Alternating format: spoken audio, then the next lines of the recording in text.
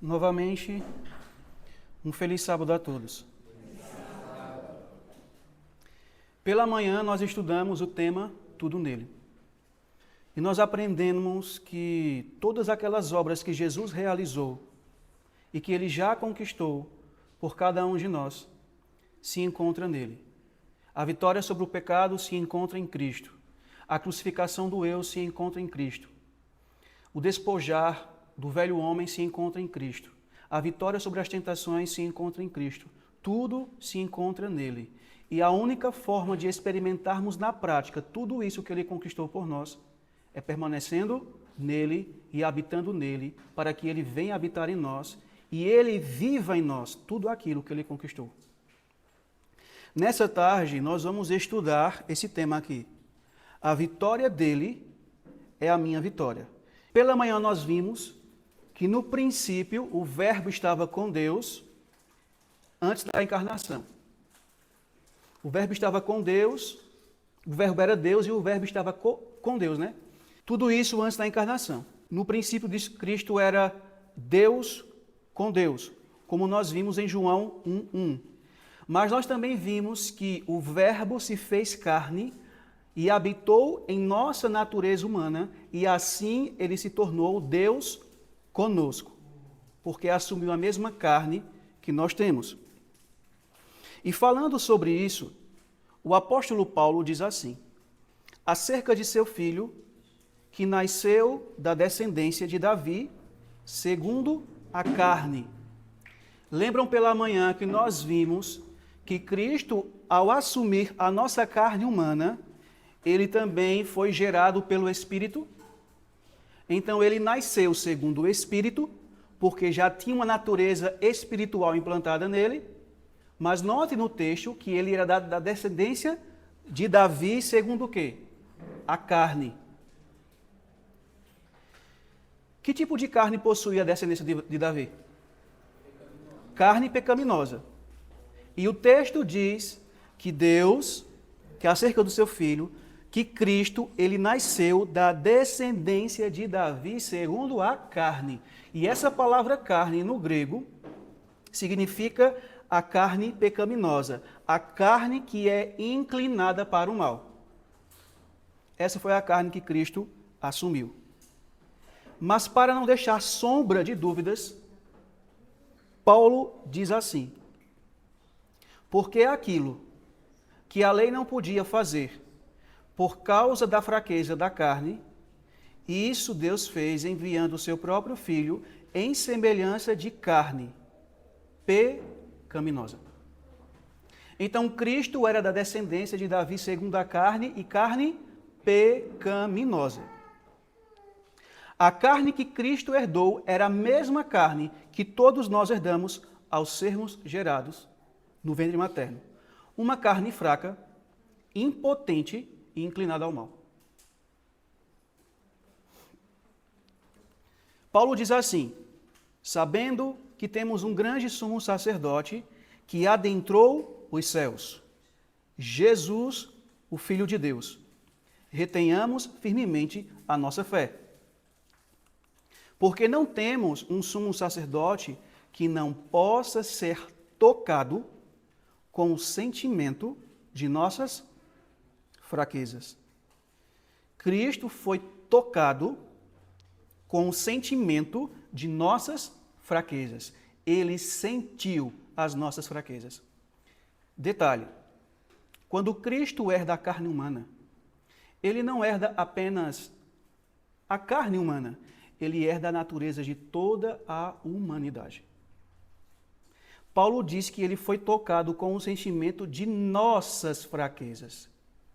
Então Jesus, ele não apenas herdou as fraquezas dele, de sua mãe, mas ele herdou as fraquezas de toda a humanidade.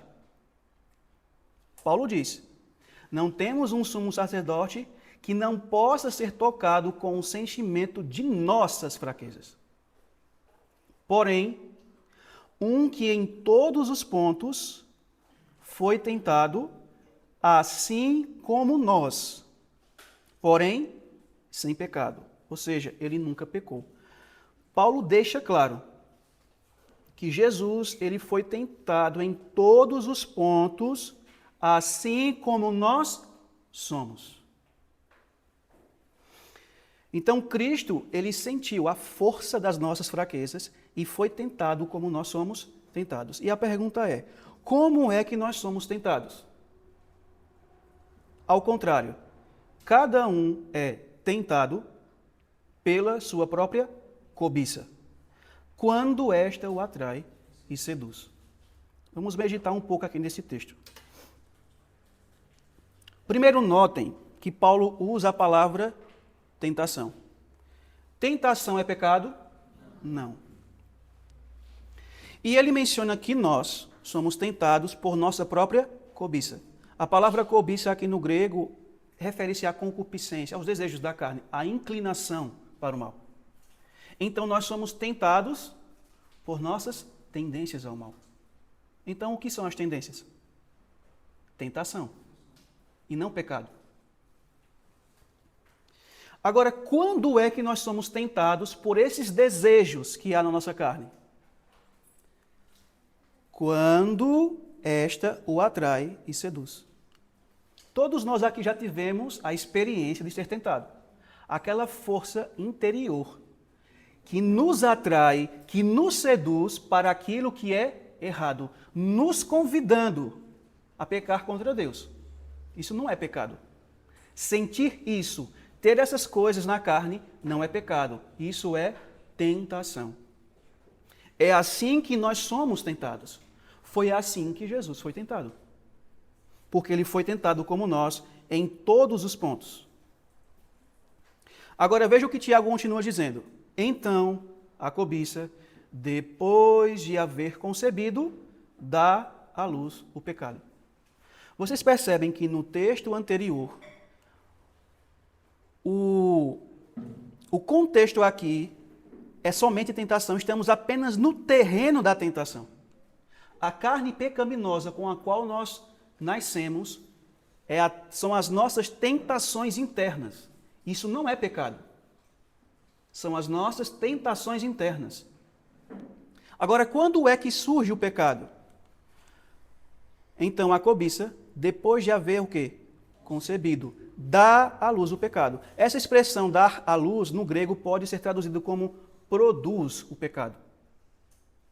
Primeiro eu sou tentado pelas minhas tendências pecaminosas, sou atraído e seduzido para o mal. Aí quando eu concebo essa tendência, o que isso significa? Quando eu cedo às tentações, quando eu acaricio os desejos pecaminosos, aí o que é que vem? Dá à luz o pecado. E o que é pecado? Transgressão da lei, desobediência a Deus, quebra dos princípios da palavra de Deus. Então, nós já vimos como é que nós somos tentados. Nós somos tentados quando as nossas inclinações e desejos para o mal nos atraem e seduzem. Foi assim que Jesus foi tentado. Essa foi a experiência que ele sentiu na sua carne. Foi assim que Jesus foi tentado, porque Paulo disse que ele foi tentado em todos os pontos como nós somos. Não poderia ser de outra maneira, como se tem explicado aí fora. Olhem o que Ellen White diz, prestem atenção. Embora ele tivesse toda a força da paixão da humanidade. Jesus não tinha toda a força da paixão dele. Mas de quanto? Mas de quem? De toda a humanidade. Exatamente como as Escrituras dizem. Jesus não apenas assumiu algumas fraquezas, algumas paixões da carne. Ele possuía todas as paixões da humanidade.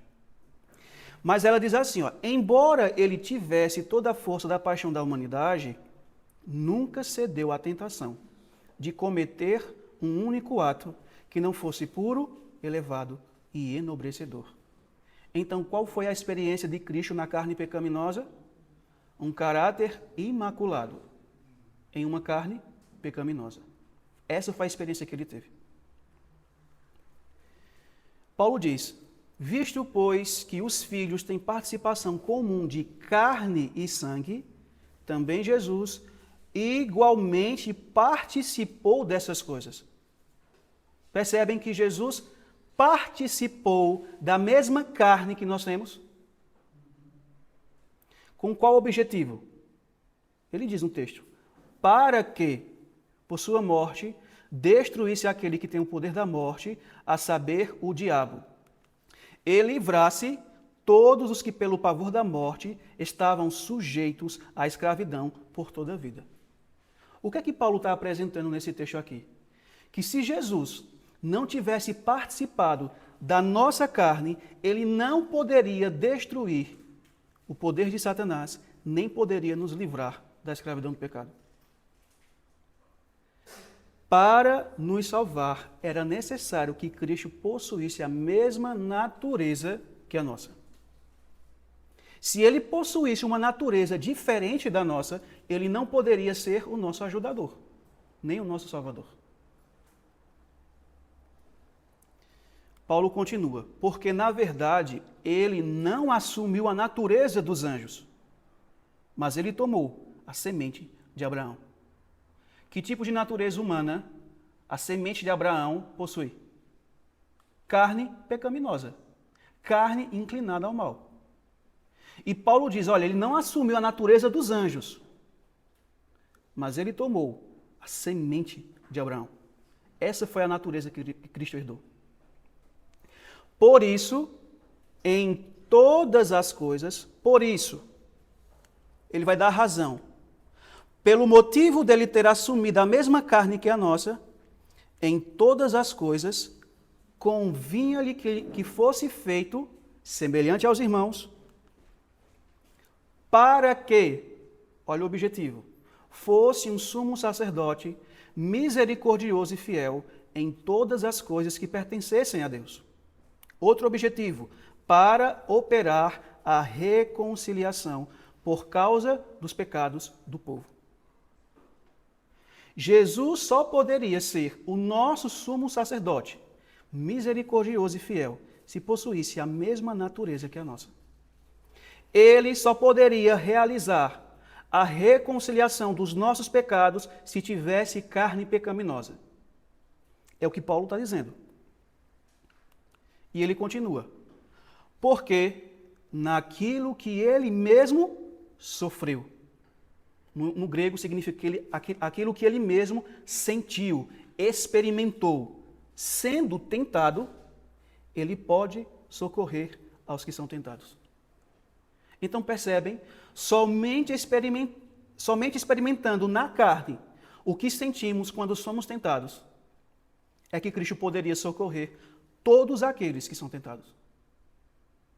E para isso era necessário que ele tivesse a mesma carne que a nossa, carne pecaminosa. Olha o que Ellen White diz. Vestido com as vestes da humanidade, o Filho de Deus desceu ao nível daqueles que ele desejava salvar. Nele não havia dolo ou pecado. Ele sempre foi puro e imaculado. Ainda assim, ele assumiu nossa natureza pecaminosa. Cristo possuía um caráter puro, uma vida sem pecado em carne pecaminosa. Essa foi a experiência que ele teve para poder nos salvar. Ok. Em 1895, houve uma conferência geral na Igreja Adventista do Sétimo Dia.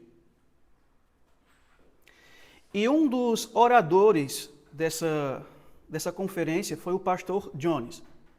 Lá ele pregou 26 sermões, cujo tema principal, geral, era a mensagem do terceiro anjo. No capítulo 14, e esse material ele foi traduzido e publicado em literatura. Nós temos à disposição para comprar, para adquirir e estudar.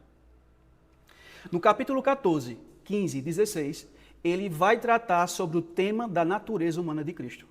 Ele vai mostrar que tipo de natureza humana Cristo assumiu, qual foi a experiência que ele teve nessa carne humana e o que isso resulta para nós.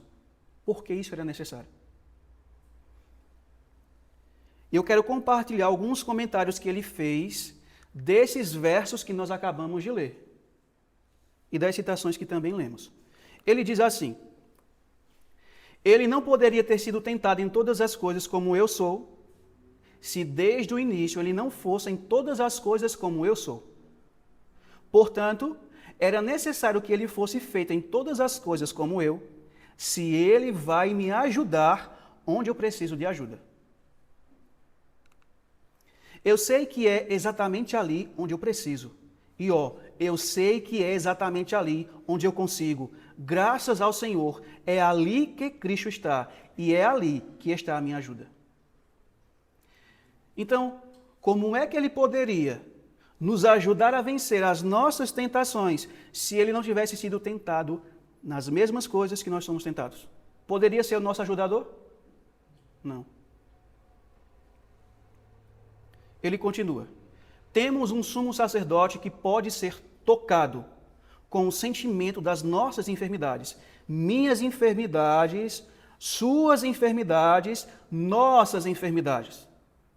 Ele sente as minhas enfermidades? Sim. Ele sente as suas enfermidades? Sim. O que é uma enfermidade? Fraqueza, hesitação. Fraqueza, isso é expressivo o suficiente. Nós temos muitas delas. Todos nós temos muitas delas. Sentimos as nossas fraquezas. Graças ao Senhor, há alguém que também as sente. Sim, não apenas as sente, mas é tocado com o sentimento delas. E agora ele vai dar uma explicação no grego para a palavra tocado. Ele diz: há mais na palavra tocado do que simplesmente ser alcançado com o sentimento das nossas fraquezas e sentir como nós sentimos. Ele sentiu como nós sentimos. Isso é verdade. Mas, além disso, ele é tocado. Ou seja, ele é eternamente afetado. Sua simpatia é despertada. Ele é tocado pela ternura e afetado pela simpatia. E ele nos ajuda. Isso é o que é dito nas palavras: tocado com o sentimento de nossas enfermidades. Graças ao Senhor por um Salvador assim. Jesus foi tentado como nós somos. Ele sentiu as fraquezas da carne como nós sentimos. Por isso ele pode se compadecer de nós em nossas fraquezas. Porque ele sabe por experiência própria o que estamos passando. Ele continua trazendo mais outro pensamento. Existem coisas que irão tentá-lo fortemente, que irão pesar muito em você, mas que para mim são como uma brisa suave em um dia de verão. Algo pode pesar em mim intensamente, até mesmo me derrubar, mas não afetaria você de forma alguma. O que fortemente tenta um, pode não tentar o outro. Portanto, para me ajudar, Jesus precisa estar onde ele possa sentir o que eu sinto e ser tentado em todos os pontos em que eu poderia ser tentado com qualquer poder. Mas, como as coisas que me tentam podem não afetar você de forma alguma, e as coisas que lhe afetam podem não me afetar, Cristo precisa estar onde você e eu estamos, a fim de enfrentar todas as tentações de ambos. Ele continua no pensamento. Ele precisa sentir todas aquelas que você enfrenta e que não me afetam, e também todas aquelas que eu enfrento e que não afetam você. Ele precisa ocupar o nosso lugar. Isso é assim. Agora ele vai ampliar o pensamento. Há um terceiro homem. As tentações que o afetam podem não afetar você e eu. Portanto, Cristo teve de assumir todos os meus sentimentos e natureza, os seus e os desse terceiro homem, a fim de que pudesse ser tentado em todas as coisas como eu, como você e como ele. Mas quando ele toma você, eu e o outro, quantos são os envolvidos? Todo o gênero humano. E essa é exatamente a verdade. Cristo esteve em nosso lugar e tinha a natureza de toda a raça humana. E nele se encontram todas as fraquezas da raça humana, de modo que todo homem no mundo que pode ser tentado encontra onde? Em Jesus Cristo, poder contra a tentação e libertação do poder da tentação. Essa é a verdade. Jesus possuía as fraquezas de toda a raça humana. Por isso é que ele pode se compadecer e socorrer todo aquele que está sendo tentado. Ele continua. Assim, na carne de Jesus Cristo, não nele mesmo, mas em sua carne, ou seja, não no seu caráter, mas em sua carne, nossa carne que ele assumiu em sua natureza humana, havia as mesmas tendências ao pecado que há na sua e na minha carne. E quando foi tentado, Jesus foi atraído e seduzido por esses desejos que estão na carne. Essas tendências ao pecado que estavam em sua carne estavam atraindo, procurando seduzi-lo para que consentisse com o que é errado. Mas por meio do amor de Deus e de sua confiança em Deus, ele recebeu o poder, a força e a graça para dizer não a todos esses desejos, mantendo-os em completa submissão. E assim, à semelhança da carne pecaminosa, ele condenou o pecado na carne. Paulo diz assim, digo, porém, o seguinte: vivam no Espírito, e vocês jamais satisfarão os desejos da carne. O que significa a palavra jamais? Nunca. Em hipótese alguma, em momento algum, em circunstância alguma. Todo aquele que vive no Espírito jamais satisfará os desejos da carne. Ou seja, por que eu li esse texto? Porque essa foi a experiência que Cristo teve na carne dele. Mediante o poder do Espírito Santo, Jesus jamais permitiu que os desejos de sua carne levassem ele a pecar. Em Jesus, a vitória sobre os desejos da carne. O pastor Jones continua. Todas as tendências pecaminosas que há em mim estavam nele, e a nenhuma delas ele permitiu se manifestar nele. Todas as tendências ao pecado que estão em você estavam nele, e a nenhuma delas ele permitiu se manifestar nele. Todas foram perfeitas e continuamente subjugadas.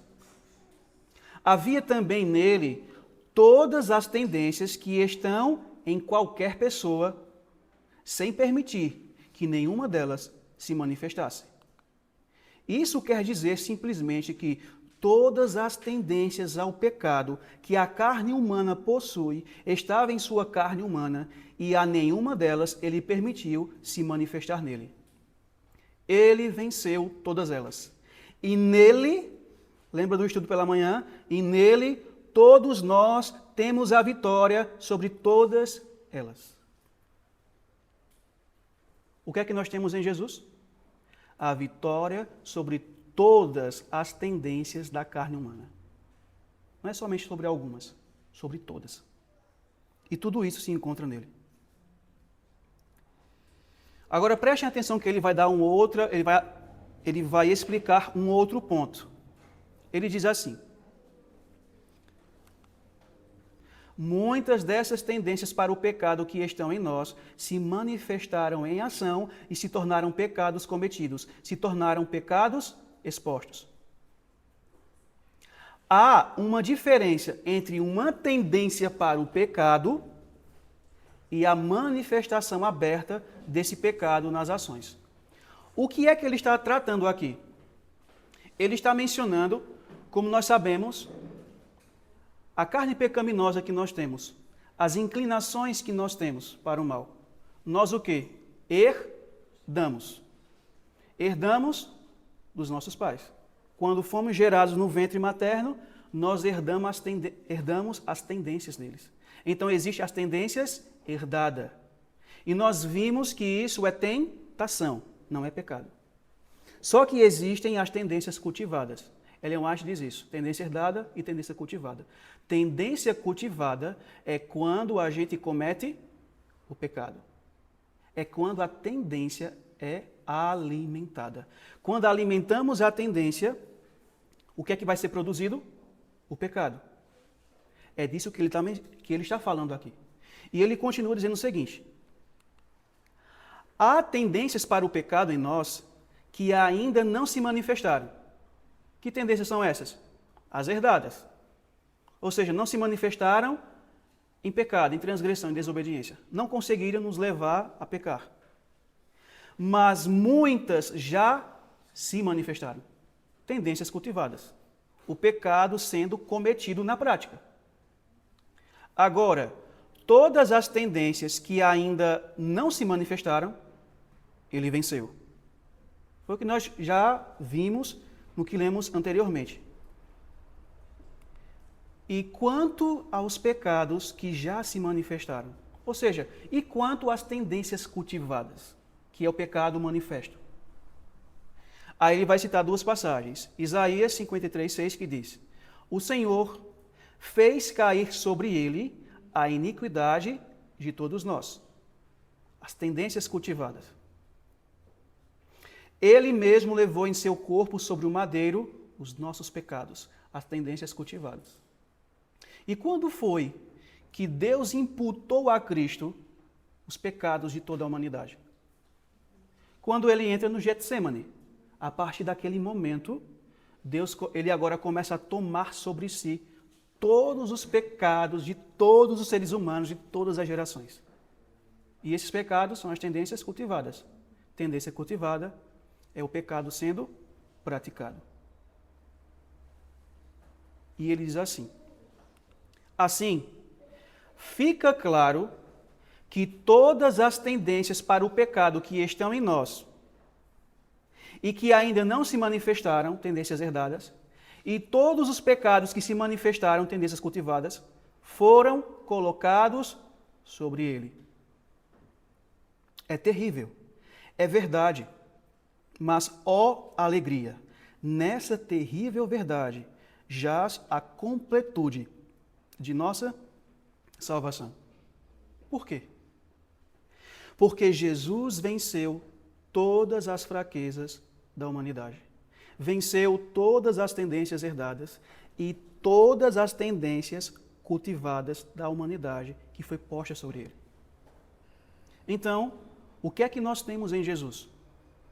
Nós temos a vitória completa sobre todas essas coisas, tanto sobre as tendências herdadas como as tendências cultivadas. Ele continua com seu pensamento. Agora, Deus imputou nossos pecados, tendências cultivadas, a Jesus Cristo, tão certamente quanto Ele imputa sua justiça a nós. Mas quando Ele imputa sua justiça a nós, que somos apenas pecadores, nós a percebemos. Estamos conscientes dela e conscientes da alegria que traz. Portanto, quando Ele imputou nossos pecados a Jesus, Ele estava consciente da culpa deles e da condenação deles. Tão certamente quanto o pecador que crê está consciente da justiça de Cristo e da paz e alegria que lhe é imputada, isto é, que é colocada sobre ele. Qual é o ponto que ele está trazendo aqui? Ao Deus imputar a Cristo todos os nossos pecados, que são as tendências cultivadas manifestadas em desobediência a Deus. Sabe aquele sentimento de culpa e condenação que nós sentimos quando pecamos voluntariamente contra Deus? Quando os nossos pecados foram colocados sobre Jesus, ele também sentiu. Ele sabe como nós nos sentimos quando pecamos. Por isso é que ele pode se compadecer de cada um de nós quando estamos em pecado. porque ele sentiu isso quando Deus lançou sobre ele todas as nossas transgressões. O pastor Jones continua. Ele foi realmente feito como nós em todos os aspectos. Em tudo o que diz respeito à tentação, ele era como nós. Ele era um de nós na carne. Ele era como nós, foi tentado como nós somos. E na culpa e na condenação, ele era exatamente como nós. Pois foram nossos pecados, nossa culpa e nossa condenação que lhe foram imputados. Jesus sentiu o que cada pecador de cada geração sente quando está em pecado, não porque ele pecou, mas porque ele recebeu sobre si todos os pecados da humanidade. Então vocês conseguem perceber que Jesus é um Salvador completo. Ele pode alcançar todo ser humano, porque ele assumiu a mesma carne de todo ser humano, as fraquezas de toda a humanidade, as tendências herdadas de toda a humanidade, e na cruz do Calvário, quando estava pendurado, ele tomou sobre si todas as tendências cultivadas, que é a manifestação do pecado. Se Cristo é um Salvador completo, ele nos oferece uma salvação completa. Então, em Cristo, podemos obter vitória total e completa sobre o pecado. Vejam que Ellen White menciona sobre tudo aquilo que a gente acabou de ler, tanto na Bíblia, como nos comentários dela também, nos comentários do pastor Jones. Prestem bastante atenção nessa citação.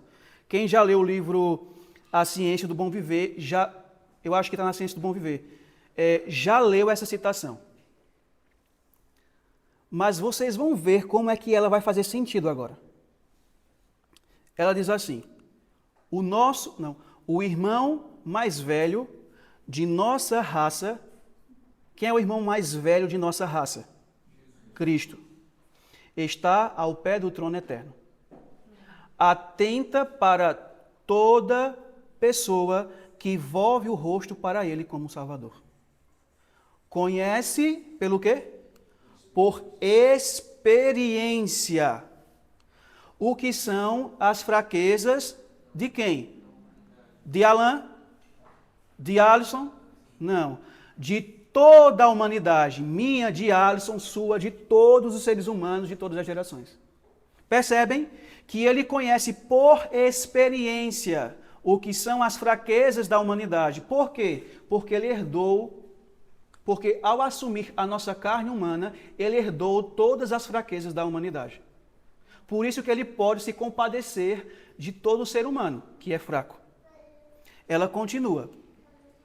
Conhece quais as nossas necessidades e onde está a força das tentações de quem? De nossas tentações. E tudo isso Jesus conhece por experiência. Ele tinha as fraquezas de toda a humanidade, ele sabe quais são as necessidades de todo ser humano, e nele havia a força de todas as nossas tentações. Ele experimentou tudo isso. Aí veja o que ela diz. Olha a conclusão. Pois, como nós, em tudo foi tentado, mas sem pecado. Percebem o que significa Cristo ser tentado em tudo, em todos os pontos como nós somos tentados? É isso que significa essa passagem bíblica. E ela diz assim: está vigiando por ti, tremente filho de Deus. Jesus está velando por cada um de nós, por cada ser humano. Estás tentado, ele te livrará. Te sentes fraco, fortalecer-te-á. És ignorante, esclarecer-te-á. Estás ferido, de te sarar. Eu quero ir para a parte final desse estudo. Em Números capítulo 35, Deus ordena ao povo de Israel que quando eles atravessassem o Rio Jordão, construísse 6 cidades de refúgio. Qual era a função das cidades de refúgio? caso um israelita, sem querer, sem má intenção, de maneira involuntária, de maneira acidental, viesse a ferir alguma pessoa e essa pessoa viesse a morrer, ele deveria fugir rapidamente para uma dessas cidades. E lá ele deveria habitar. Esperar os juízes de Israel convidá-lo para julgamento. Uma vez feito o julgamento, provada a sua inocência, ele deveria voltar para a cidade de refúgio e morar lá até o sumo sacerdote daquele ano falecer. Se ele saísse dos limites das cidades de refúgio, o parente mais próximo da pessoa que veio a falecer, que é chamado na Bíblia de o vingador, ele poderia tirar a vida do assassino e não está culpado. Mas somente se o assassino saísse das cidades de refúgio. Enquanto ele permanecesse nas cidades de refúgio, o vingador não podia tocar nele. Quem simboliza as cidades de refúgio? Deus é o nosso refúgio e fortaleza. Socorro bem presente nas tribulações. As cidades de refúgio simbolizam o nosso Senhor Jesus, em quem podemos encontrar abrigo, refúgio e proteção contra as tentações do inimigo, o vingador. Pergunta aos irmãos: Jesus já venceu Satanás, sim ou não? É possível que Jesus vença ele novamente, sim ou não? É exatamente isso o que Jesus quer realizar em nós e através de nós. Ele venceu por mim para vencer em mim e através de mim. Jesus venceu toda e qualquer tentação, sim ou não? Então, se Satanás me assaltar com toda e qualquer tentação e eu me refugiar em Cristo, qual será o resultado? Serei derrotado pelo inimigo? Não. Eu irei vencê-lo. Pois não existe tentação nenhuma, por mais forte que ela seja, que em Cristo não possamos vencer. Alguma vez Jesus pecou? Nunca. Então, o que isso significa para nós? Significa que em Cristo nós temos a vitória total sobre o poder do pecado e uma vida sem pecado. Tudo se encontra nele e não fora dele. Olha a promessa bíblica. Aquele que é poderoso para vos impedir de cair e para vos apresentar sem máculas, imaculados e com grande júbilo perante a sua glória. Quem é esse Todo-Poderoso? Cristo. Ele pode nos impedir de cair? Ele pode manter a nossa vida sem pecado até o último dia da minha vida ou até o seu retorno? Mas isso só será possível se eu estiver refugiado nele. Olha o que Ellen White diz. Não vos assenteis na poltrona de Satanás, dizendo que não adianta, que não podeis deixar de pecar, que não há em vós poder para vencer. Não é exatamente isso que tem sido ensinado em nossas igrejas? Não tem como não, a gente vai pegar até Cristo voltar. Ela diz, não há poder em vós separados de Cristo, mas tendes o privilégio de ter Cristo permanentemente em vosso coração pela fé, e Ele pode vencer o pecado em vós, quando com Ele cooperardes. Começam a entender o título do tema de hoje à tarde, a vitória dele é a minha vitória? É assim, que a vitória dele se torna a minha vitória. Como ele já venceu, se eu me refugiar nele, ele se refugiará em mim. E ele, através de mim, vai vencer novamente Satanás. ele já venceu, Satanás já é derrotado em todos os pontos. Então, se nós queremos experimentar isso, nós precisamos de quem? De Jesus. Nós precisamos nos refugiar em Jesus, porque Ele é o nosso refúgio e fortaleza, um socorro bem presente nas tribulações. Agora, eu quero que a gente medite nesse ponto aqui. Ela diz que nós temos o privilégio de ter Cristo permanentemente em nosso coração pela fé. Tê-lo habitando permanentemente no nosso coração. O que significa a palavra permanentemente? Um tempo sem fim, algo contínuo, para sempre, por toda a eternidade. Por toda a eternidade. Aí a pergunta que eu faço aos irmãos é a seguinte: se nós podemos ter Cristo permanentemente no trono do nosso coração, habitando pela fé, o resultado dele estar habitando em nós permanentemente, qual será? Vitória sobre o poder das tentações, vitória sobre o poder das tendências pecaminosas, vitória sobre o poder do pecado, vitória sobre Satanás, vida sem pecado. Amém. Ela diz mais: enquanto, olha a condição, enquanto a Ele estivermos ligados pela fé, o pecado não mais terá domínio sobre nós. É até uma passagem bíblica, Romanos capítulo 6, verso 14. Paulo diz que aqueles que estão debaixo da graça, o pecado não terá domínio sobre eles. Mas notem, é enquanto a Cristo estivermos ligados pela fé. Enquanto estivermos refugiados em Cristo, enquanto habitarmos nele, permanecermos nele, não iremos pecar. Iremos só vencer.